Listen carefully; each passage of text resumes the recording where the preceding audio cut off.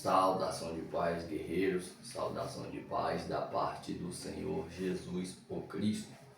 Saúde a todos, cada colega, cada participante, visitante do canal, todos aqueles conhecidos e também os que eu não conheço, mas às vezes tiram tempo para fazer as observações juntamente o que eu faço. Que os irmãos possam estar debaixo da graça do poderoso Deus. Irmãos, hoje eu quero falar da expressão igreja. Da expressão igreja, né? Vindo do grego ali, eclesia. Do grego sendo eclesia. E essa expressão, ela passou a ser entendida de uma determinada forma, né? Essa expressão, ela chega em nossos tempos, ela chegou sendo como se fosse um templo, ali, né? Essa como passou a ser chamada, entendida dessa maneira, como se fosse um templo. Só que na verdade, eclesia nunca antigamente foi entendida como se fosse um templo. Nunca. Quando nós pegamos a expressão eclesia, na verdade, ela sempre foi entendida como uma assembleia de povos, um juntamento de povos. Observam, vou colocar aqui, essa expressão, ela dentro do próprio contexto judaico, aqui ó, ela dentro do próprio contexto judaico,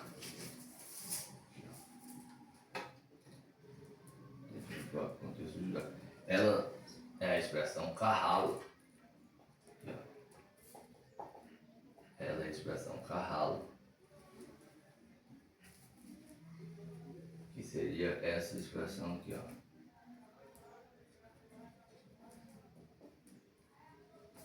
Essa expressão. E o que é isso, irmão Gildo? Ou como funcionava isso? Isso aqui é o ajuntamento de povos, isso é a congregação, é a assembleia. A assembleia de povos, o conjunto de povos. Conjunto de povos, reunião de povos, tudo dentro desse sentido, tudo dentro dessa finalidade, que é a reunião de povos. E quando acontecia isso? Observa aqui, acontecia isso quando o chofete, aqui ó, quando o chofete e também o zaquém, chofete que era o juiz, né? O chofetim, que era o juiz, zaquém ou zaquenim, que eram os anciões, que ó, quando o zaquém tinha algo para tratar,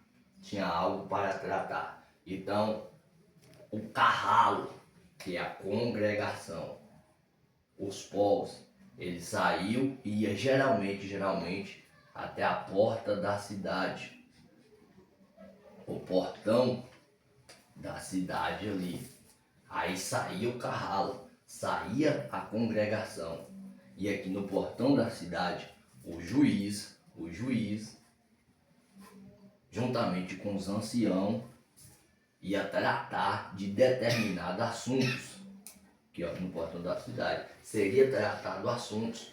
Isso você vê biblicamente no próprio Ruth, capítulo 4, que soa muito forte isso, entre outras passagens da Bíblia, que vai estar sempre voltado para esse contexto aqui que eu estou falando. Só que essa expressão dentro do contexto judaico é aqui que está voltado para a eclesia. Por quê? Quando você pega a Septuaginta, a famosa Bíblia dos 70, né? A Septuaginta,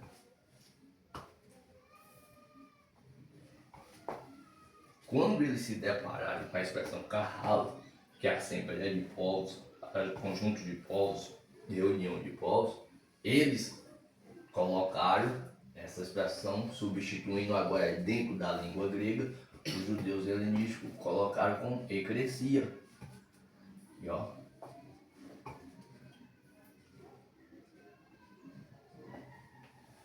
aí eles mudam agora, aqui agora envolve o grego. Quando você pega uma versão grega do Antigo Testamento, você vai ter essa expressão no lugar de congregação, lugar de povos, ajuntamento de povos. É essa congregação que você vai ter. Ou seja, sempre você vai ver eclesia com ajuntamento de povos, conjunto de povos, reunião de povos, povos ali agremorados e com determinado finalidade, com uma determinada finalidade. Observa aqui, ó, dentro do próprio contexto judaico. E quando você analisa dentro do próprio contexto grego também, dentro do próprio contexto grego, quando você pega só o ek, que é para fora, aí fica crescia, aqui o crescia do verbo grego kaleo, aqui ó, esse é o mega, kaleo, que quer dizer o que? O ek quer dizer para fora, ou de dentro para fora, e kaleo quer o chamados ou convocar, aqui ó, chamados ou convocar, porque ficou o mesmo sentido. Esses daqui, o kahal no mundo judaico era convocado, era chamado para quê? Para uma reunião que tinha na porta ou no portão da cidade, onde tinha um juiz e onde tinham seus anciões, que era também líderes representantes, melhor dizendo. Por isso que na substituição de kahal, agora, melhor dizendo, na tradução para kahal do mundo judaico para o mundo grego, a expressão equivalente ficou sendo eclesia, na mesma finalidade, chamados para fora, ou melhor dizendo, né, uma assembleia que foi convocada, um povos que foi convocado, e era exatamente o que acontecia dentro do próprio contexto judaico e dentro do próprio contexto grego, no traduzir da Bíblia, também não foi diferente. Sendo assim, guerreiros, eu chamo a atenção que um dos melhores cultos, onde está totalmente voltado mais ainda para a própria etimologia da palavra, é o famoso culto de reuniões.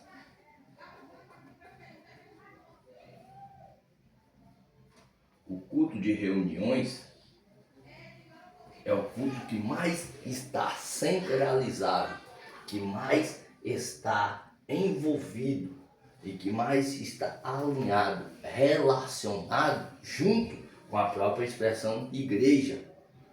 É notório que todos os cultos têm um ajuntamento de povos, e isso também não é para qualquer mente, mas todo culto tem um ajuntamento de povos.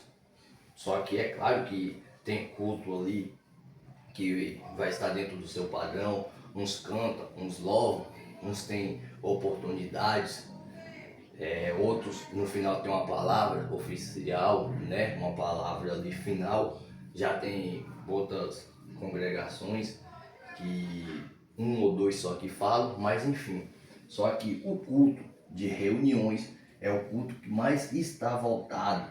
Logo, eu digo, e é notório, e claro que quem está dentro do que eu estou falando entende e sabe, que não tem como correr. Que o culto de reuniões seja essa, reuniões só com os obreiros, e seja ela só com a membranzia. Obreiro já envolvendo aqui só a parte episcopal, né?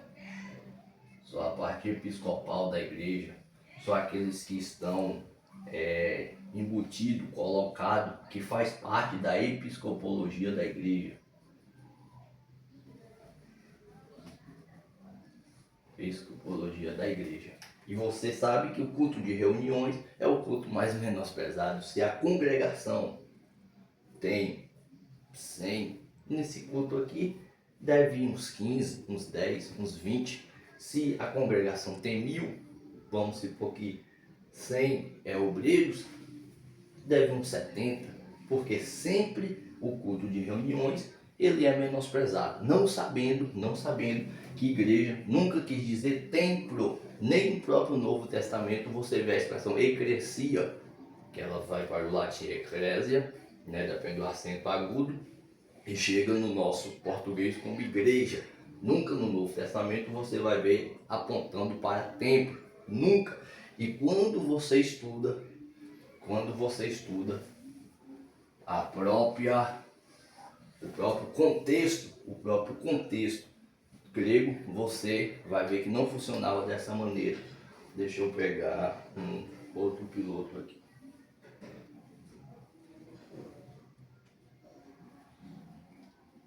Que ó, quando você estuda aqui o contexto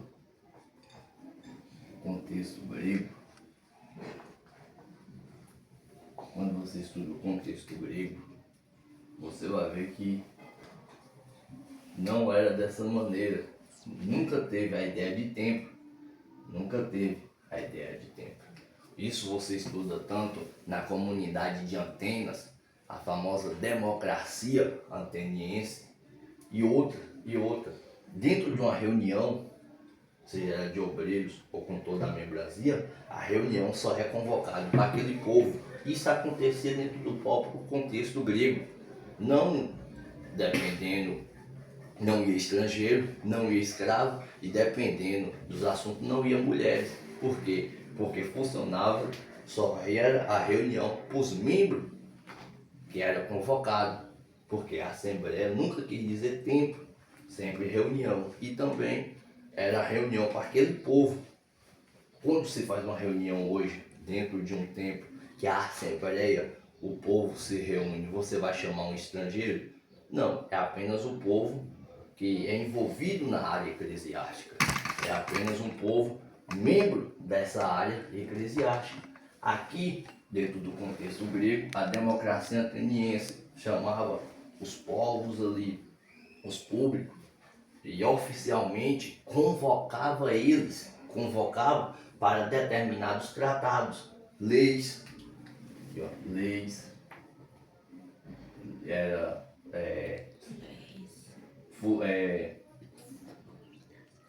contexto ali futuro, assuntos futuros,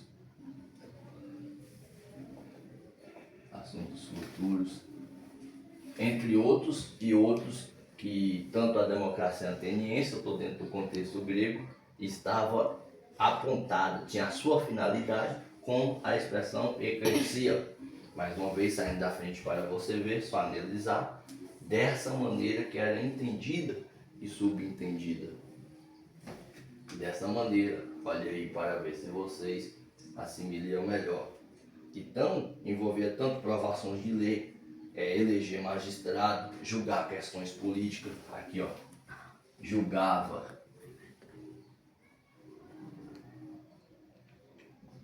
questões políticas, falava sobre o próprio magistrado. E como eu disse, isso não é para todos. Isso não é para todos. Aqui as leis que ia ser declarada, né? Sendo assim, tinha um líder, juntamente com seus representantes e o próprio povo, que era a assembleia, a eclesia, reunido num determinado lugar. Geralmente se reunia num determinado lugar, perto de Acrópole, se eu não me engano o nome era Penique, parece, se eu não me engano, que era um lugar perto de Acrópole.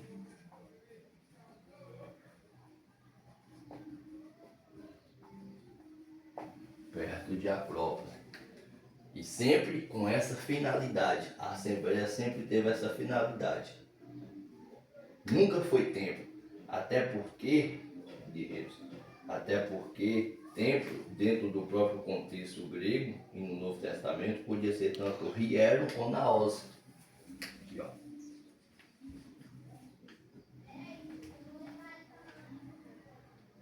Hieron, ou também naos. O piloto tá ruim, deixa eu fazer aqui, ó.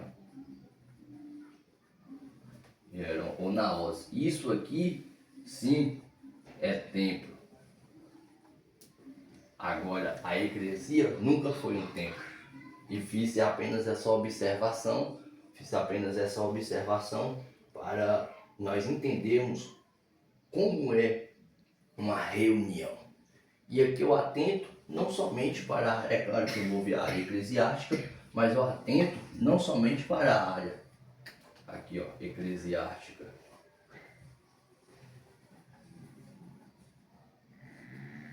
Mas também qualquer reunião que tem ali no mundo secular, que você pode fazer parte publicamente, que conduz tanto com a sua moral quanto a sua ética. No mundo ali secular, que não vai afetar a sua ética nem a sua moral, mas você como agente público, ou melhor dizendo, como cidadão público, pode fazer parte. Isso é uma eclesia de povos, né? Que era dentro tanto do contexto grego, aqui, realmente Pinuk, na verdade aqui ó, Pinuk, isso dessa maneira.